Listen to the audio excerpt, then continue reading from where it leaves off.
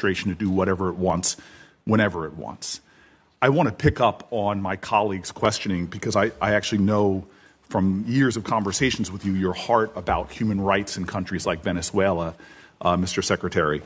And you issued a travel warning, a level 4 travel advisory from your department's website that says right now in Venezuela there's a high risk of wrongful detention, torture, terrorism, kidnapping, arbitrary enforcement of laws, crime, and more.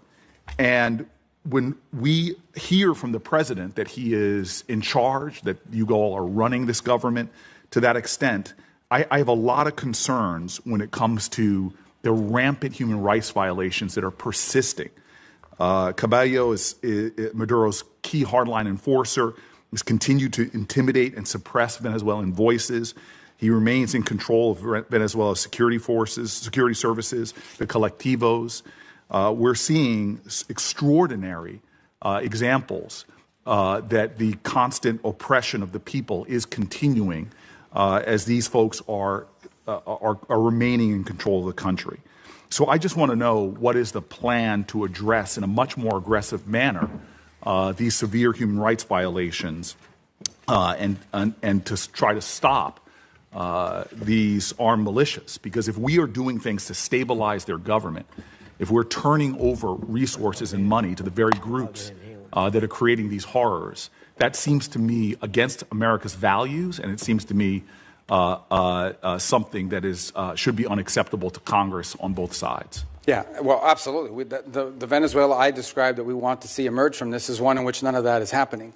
If you think about travel advisories are us imagining worst-case scenarios. We have a duty to warn American citizens when they travel to a place that does have a history of Americans being arrested, of Americans being taken. And they may be taken by a deliberate action of a government or entity related to the regime. They may be taken by criminal gangs that control parts of that society. For example, you have these colectivos, as they're called, which basically are these armed motorcycle gangs that are allowed to act with impunity in return for their support for the Maduro regime in the past. You have the ELN and the FARC and other drug trafficking organizations, including Tren de Aragua, that are involved. Again. So these are real risks that we have a duty to warn Americans. Because here's what we didn't want to see, and I don't mean to interrupt you. We have this announcement that Maduro's been taken. All of a sudden, people conclude, oh, he's gone, let's flood over there, let's all go over there. And we could expose people to danger. But this is the hypocrisy that I see. At the same time that you're issuing these human rights cautions about what's going on there for Americans, you have a president that's lifting temporary protected status for Venezuelans. Many of them are individuals that have lived in our country for years, if not decades. When I hear from the Venezuelan community, I hear an outrage that at the very same time that you are affirming here that these armed militias are running around suppressing voices, we have an administration that has said very clearly that they're not only going to be lifting temporary protected status for Venezuelans living in the U.S., but instead of protecting longtime American residents, they are, quote, the administration is putting people back on deportation flights and sending them into that madness. Does that make sense to you? Well, first of all, the travel advisories for American citizens traveling there and the threats posed to Americans. What you're describing why lift temporary protected status? Well, the problem with temporary protective status was it was granted to so many people in such a vast numbers so quickly without proper vetting by the previous administration that there's a real concern that there were gang members that had received TPS simply because of the nation they came from and the time in which they came. It became so big and so massive. The overwhelming majority of Venezuelans are not members of Tren de Aragua, but there were Tren de Aragua and other criminal elements embedded in the TPS system. And the numbers were so large that the administration felt it had to cancel the program in order to appropriately vet it through on the individual cases. Excuse me, Mr. Secretary, this might not surprise you. I don't trust this administration and the way they use terms like terrorist. I've seen them calling American citizens domestic terrorists who are people trying to peacefully protest. The problem we have right now is the administration continues to make policies that seem to contradict their words, and yet we don't have a process in place for Congress to do its job because people are not calling folks in for these hearings and not providing the kind of oversight that we need. It is very frustrating to me that we still have a repressive regime in power in Venezuela suppressing human rights, yet we are cooperating with them We are funding them, and we're not calling out the ridiculousness of the violence that's going on there. At the same time, we're taking people who have lived in our country for years and years and years and sending them back into that hell where they can be targeted, where they can be abducted, where they can be held for hostage because they know they have American family members that are still here. This is a situation ripe for where we are being complicit in continuing human rights violations, and that needs to stop. And I thank you. Just on 2 points. We're not cooperating with them to continue doing what they're doing now. We're cooperating with them to transition away from what's happening now.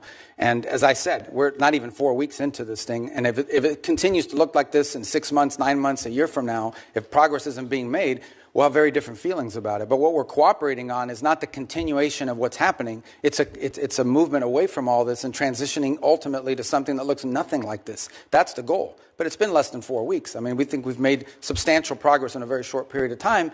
But I acknowledge we want to make a lot more progress. This is not the end state that we want. All right, let's talk about this exchange. Because what Cory Booker did here wasn't just ask questions. He put a spotlight on a contradiction that a lot of people have been screaming about for years, and he did it right to Marco Rubio's face. What makes this exchange linger long after the cameras cut away is that it exposes something deeper than a policy disagreement. It exposes a pattern where administrations talk about human rights in lofty terms, but the moment those words require sacrifice, consistency, or political courage, they start to bend. Cory Booker isn't naive about how complicated Venezuela is. He's not pretending criminal organizations don't exist or that vetting doesn't matter.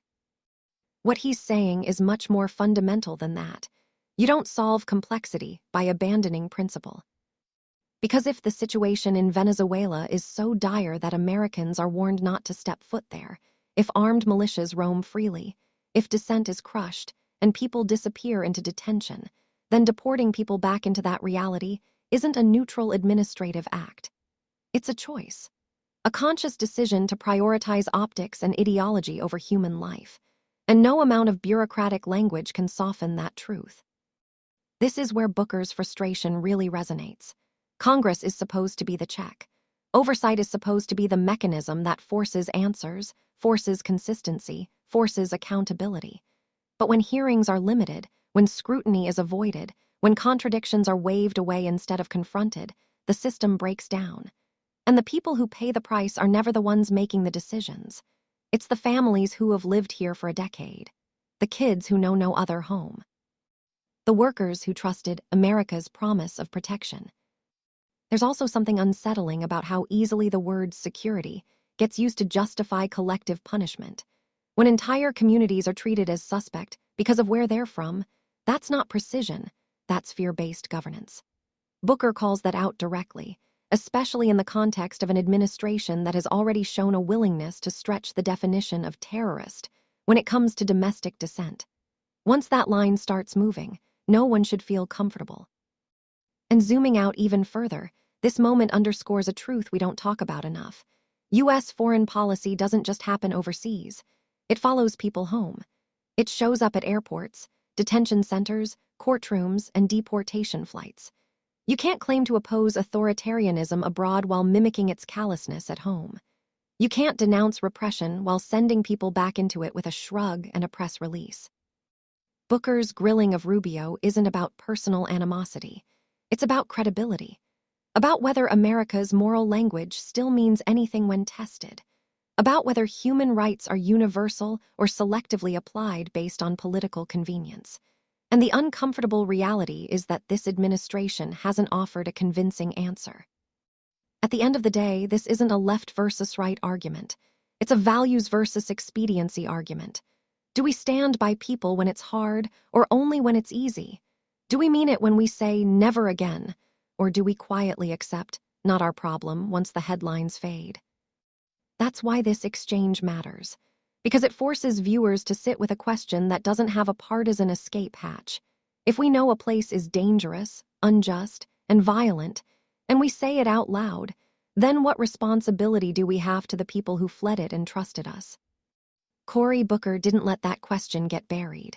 And for anyone who still believes America should be more than just tough talk and hollow warnings, that refusal to look away might be the most important part of this entire moment.